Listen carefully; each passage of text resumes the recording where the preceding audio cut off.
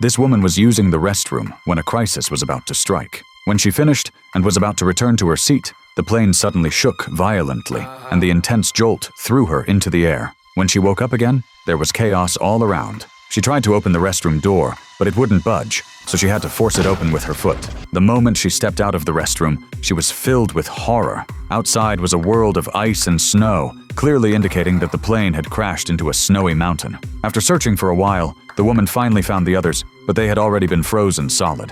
She desperately tried to dig the bodies out of the snow. Just then, a man heard the commotion and walked out of the plane. There were only the two of them left in the entire plane. The two of them had to survive together and find a way out of the predicament. After gathering some usable supplies, they set off. Soon, they came to the edge of a snowy mountain, which was the only path they could take to leave. In order to survive, the two of them had to climb down the cliff. But for a woman with acrophobia, this was an extremely life-threatening challenge. She missed her step and almost fell. But fortunately, the man caught her. After a difficult struggle, they finally reached the halfway point of the mountain. However, the cliff here was even steeper. When the woman looked down, she felt dizzy. The two of them had to move step by step along the steps on the rock face. After walking for a certain distance, the woman was blocked by a large rock, and the cliff beneath her made it impossible for her to take another step forward. The man stretched out his hands and tried to pull her. Although her legs were weak, in order to survive, the woman summoned up her courage and made every effort, and finally managed to cross over.